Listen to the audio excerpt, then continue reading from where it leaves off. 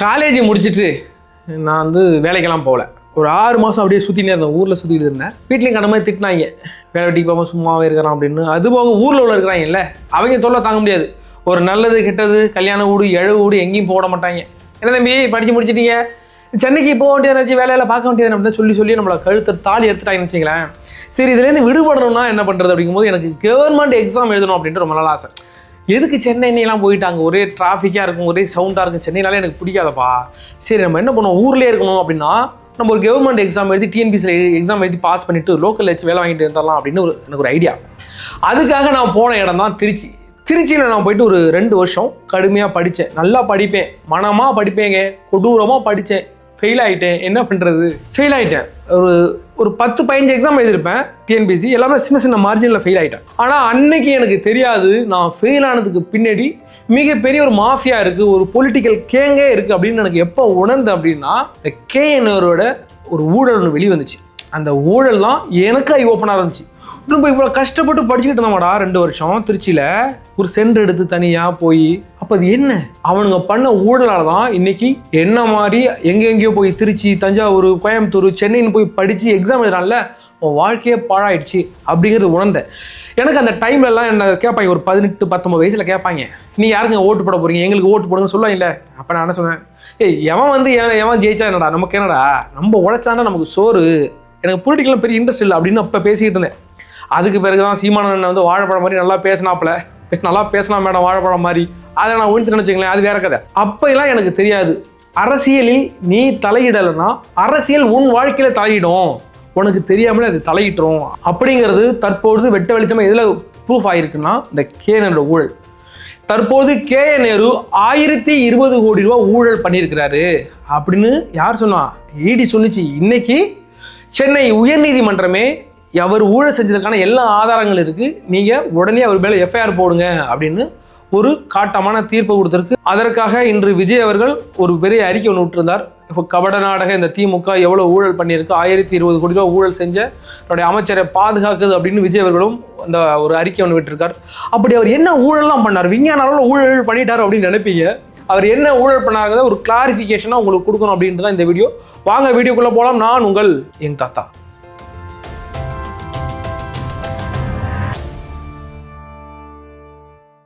இந்த வீடியோவை பார்க்குறதுக்கு முன்னாடி இந்த சேனலில் சப்ஸ்கிரைப் பண்ணி வச்சுருங்க. எங்களுடைய எல்லா வீடியோக்களும் உங்களுக்கு உடனுக்குடன் வந்து சேரும். 2025 மார்ச் எண்டில் ஈடு என்ன பண்ணுச்சுன்னா, கேஎன்ஆர் வீட்டுக்கு ரைடு வந்துச்சு. கேஎன்ஆர் அவர்கள் சொந்தமான ஒரு 12 இடங்கள்ல அவங்க ரிலேஷன் வீட்டுலாம் ரைடு பண்ணாங்க. அப்போ அவங்க என்ன கண்டுபிடிச்சாங்கன்னா, அவங்க வந்தது மணி லாண்ட்ரிங் பண்ணுறாரு கேஎன்ஆர் அப்படின்னு ஒரு குற்றச்சாட்டில் வந்து சர்ச் பண்ணாங்க.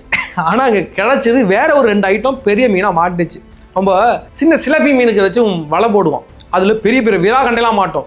அதே மாதிரி ஈடிக்கு 2 பெரிய விரா மீன் அப்படிச்சு. அது என்னென்ன அப்படின்னா, ஒன்று நகராட்சிகளில் டெண்டர் விடாங்கல்ல, அதில் ஒரு பெரிய அமௌண்ட் அடித்தாங்க. அது கூட எனக்கு பெரிய வருத்தம் இல்லைங்க, அவன் திருட்டு பசங்க திருடிட்டு இருப்பாங்களே.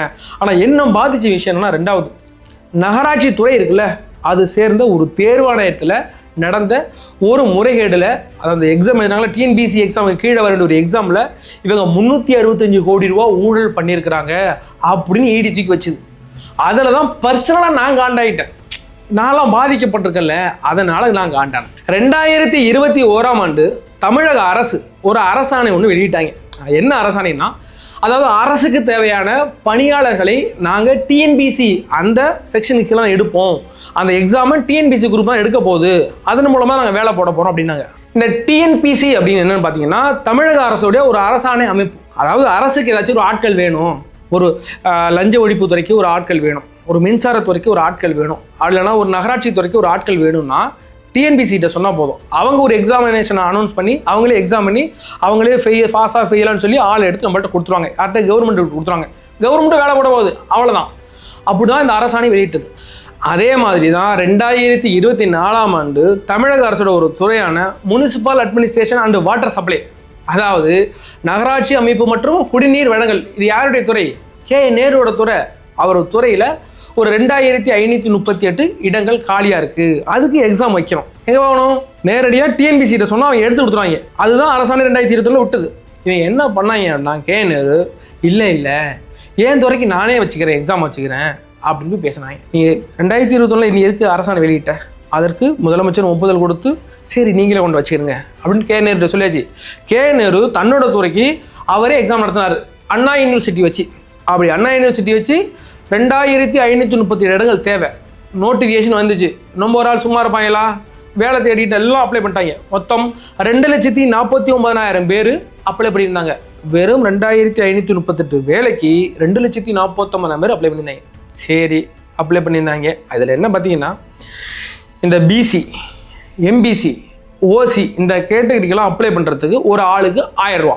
இந்த எஸ்சி, இந்த ஷெட்யூல் காஸ்ட் இருக்காங்களே அவங்களுக்கு 500 ரூபா அப்படின்னு சொல்லி அதையும் வாங்கி கொட்டிக்கிட்டாங்க. அதுக்கு பிறகு எக்ஸாம் நடந்துச்சு, வேலையெல்லாம் போட்டாச்சு, முடிஞ்சு போச்சு, பிரச்சனையே இல்லை அப்படின்னு நீங்கள் நினைப்பீங்க. அதான் இல்லை. என்ன நடந்துச்சுன்னா, இந்த இடி உள்ளே வந்தாங்க இல்லை. அப்படி இந்த இடி என்ன கண்டுபிடிச்சதுன்னா, இப்போ இந்த நகராட்சி துறையில் ஒரு தேர்வான வச்சு வேலை போட்டாங்கல்ல, அது எப்படி வேலை போட்டிருக்காங்கன்னா, அதில் என்னென்ன கேட்டகரியில் அவங்க தேர்ந்தெடுக்காங்கன்னா, senior engineer, senior assistant engineer, junior engineer, junior inspector அப்படின்னு பெரிய பெரிய போஸ்டிங். ஒவ்வொரு ஆளுக்கு சம்பளம் ஒரு 80,000 1 லட்சம் வரைக்கும் சம்பளம். அவங்களெல்லாம் வேலை போட்டாச்சு ஆல்ரெடி.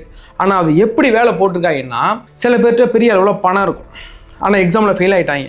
அவங்ககிட்டலாம் ஒரு போஸ்டிங்க்கு 25 லட்சத்துலேருந்து 35 லட்சம் வரைக்கும் பணம் வாங்கியிருக்காங்க. அந்த பணத்தை வாங்கிக்கிட்டு அதே மாதிரி ஒரு 1000க்கு மேற்பட்டவங்கள்ட்ட பணத்தை வாங்கிட்டு அவங்க எக்ஸாம் பேப்பர் எதுனா இல்லை, ஏற்கனவே ஃபெயில் ஆகிருப்பாங்க, அன்ஃபிட்டு, அவங்களெல்லாம் வாங்கி அந்த பேப்பரை மட்டும் திருத்திட்டு அவங்கெல்லாம் பாஸ் மார்க் பண்ணி உள்ளே அனுப்பியாச்சு.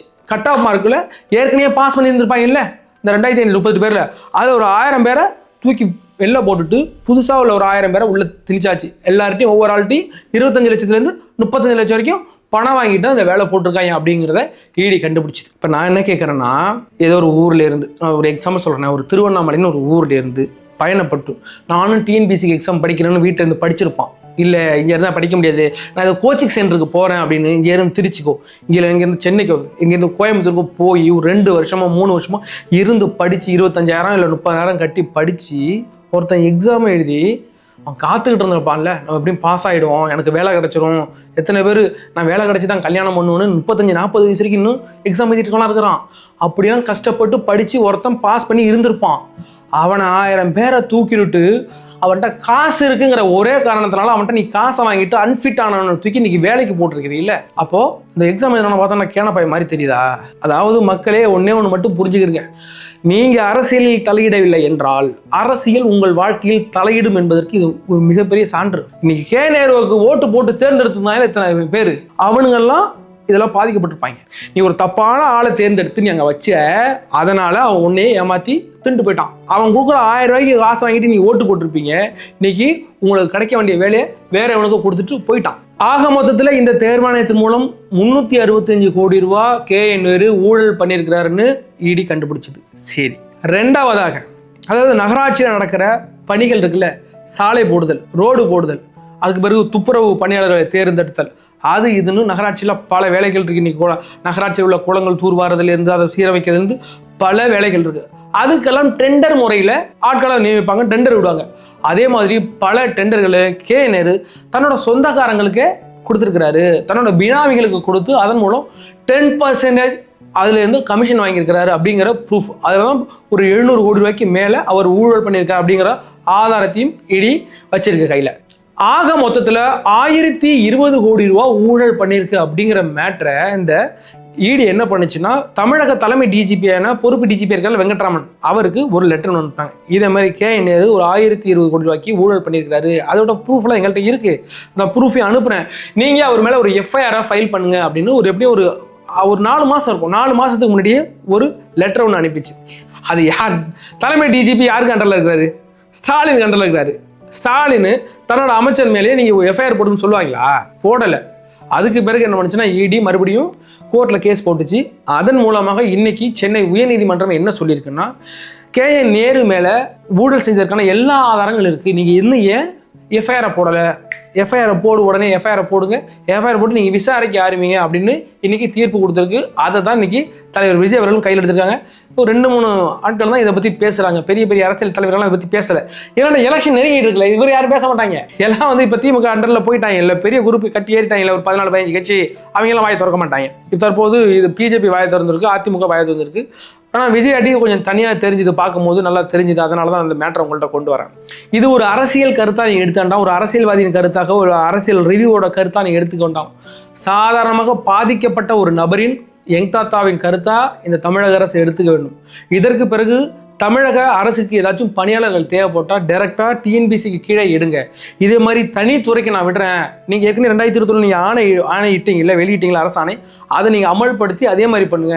இல்லை இப்போ நகராட்சியா கேனரி நீங்கள் பார்த்து நீங்கள் ஆள் எடுத்துக்க, நீங்கள் எவ்வளோ நாள் அமௌண்ட் அடிச்சுடுங்க அப்படிங்கிறது. இல்லை மின்சாரத்துறையா நீங்கள் எடுத்துங்க, ஆள் எடுத்துங்க, செந்தில் பாலாஜி கிட்ட கொடுக்குறது, சாராயத்துறையை கொடுக்குறது. அதே மாதிரி இன்னைக்கு தமிழ்நாட்டில் ஐடி துறை இருக்குது. ஐடி துறையை நீங்கள் தனியாக வச்சு ஆள் எடுத்துக்கன்னா இதே மாதிரி தான் நடக்கும். இதுக்கு ஒரு எந்த ஒரு சர்வேலன்ஸ் இல்லாமல் நடந்த ஊழல் இது. டிஎன்பிசி கிட்ட நேரம் போய் தான் டிஎன்பிசி எடுத்துருந்துச்சுன்னா அந்த சர்வேலன்ஸ் இருக்கும். டிஎன்பிசியெல்லாம் யோக்கியன்னு கிடையாதுன்னு வச்சுக்கலாம், அவெல்லாம் யோக்கியம் கிடையாது. அதுலேயும் இந்த மாதிரி பெரிய ஊழல் நடந்துகிட்டு இருக்கு. ஆனால் இந்த அளவுக்கு பெரிய ஊழல் நடக்காது. ஏற்கனவே டெட் எக்ஸாம் எழுதினாங்கல்ல, பல மாணவர்கள் டீச்சர் ட்ரைனிங் முடிச்சுட்டு டெட் எக்ஸாம் எழுதினாங்க. அப்போ என்ன பண்ணா பேப்பர் கொடுத்துட்டாங்க. அப்போல்லாம் நிறைய பேர் அந்த 80-90 மார்க் எடுத்தா பாஸ் இருந்துச்சுல்ல, அப்போ நிறைய பேர் போயிட்டாங்க. டிஆர்பி எக்ஸாம்ல இதே மாதிரி நடக்குது, யூஜி எக்ஸாம் நடக்குது, பல எக்ஸாம்ல இதே மாதிரியான திருட்டுத்தனம் நடக்குதுயா. எங்கேயோ ஒருத்தன் எந்த விவரமும் இல்லாமல் வெள்ளை இந்தியாவுக்கு வந்து படிச்சுட்டு இருக்கிறான். எங்கேயோ நான் அங்கே போய் படிக்கிறேன், அங்கே போய் படித்தா எனக்கு வேலை கிடச்சிட்டுன்னு வெள்ளை இந்தியா போய் படிச்சுட்டு இருக்கான். ஆனால் திருட்டு பயிலோ காசு வச்சிருக்கிறதுல எக்ஸாமில் பாஸ் ஆகாமலே ஃபெயில் ஆனால் கூட ஒரு அரசியல்வாதி பிடிச்சா என்கிட்ட ஒரு 25 லட்சம் தரேன், நான் போய் சேர்ந்துக்கிறேன் அப்படின்ட்டு போயிடுறாங்க. இல்லை, இதனால் பல மாணவர்கள் பாதிக்கப்படுறாங்க. ஒட்டுமொத்த தமிழக மக்களின் சார்பாக இந்த தமிழக அரசிட்ட ஒன்று தான் கேட்குறேன், மாணவர்களுடைய நலன். பல பேர் வாழ்க்கையை தொலைச்சிட்டு நிற்கிறாங்க. இந்த டிஎன்பிசி எக்ஸாம் கீழே நீங்கள் இந்த எக்ஸாமை நடத்துங்க, எல்லா எக்ஸாமும் அதை சர்வேலன்ஸ் பண்ணுங்க. எந்த ஊழல் நடக்காமல் நீங்கள் எதுலேயே ஊழல் பண்ணிட்டு போறீங்கயா, எல்லாத்துலயும் ஊழல் பண்றீங்க. மாணவர்களுக்கு காலைல சோறு போடுறீங்களா, காலை உணவு திட்டம், மதிய உணவு திட்டம், அதுல நடக்குது பல கோடி ஊழல். கழிவறையில ஊழல், சுடுகாட்டுல ஊழல், இடுகாட்டுல ஊழல், எல்லாத்துலயும் ஊழல் நடக்குது இல்ல. அதெல்லாம் கூட இருந்து போகலாம். ஆனா இன்னைக்கு மாணவர்கள் இருக்காங்க இல்ல, படிச்சுட்டு, அவங்களுக்காக இந்த கோரிக்கை நாங்கள் வைக்கிறோம். இதற்கு பிறகு நடக்கின்ற எல்லா அரசு தேர்வாணைகளும் டிஎன்பிசி கீழே நடந்தா மிக நல்லா இருக்கும். இதன் மூலமாக யங் தாத்தா நேயர்களே, உங்களுடைய கருத்து என்ன அப்படிங்கறத தாழ்மையான கருத்துக்களை கமெண்ட் செக்ஷன்ல பதிவிடுங்க.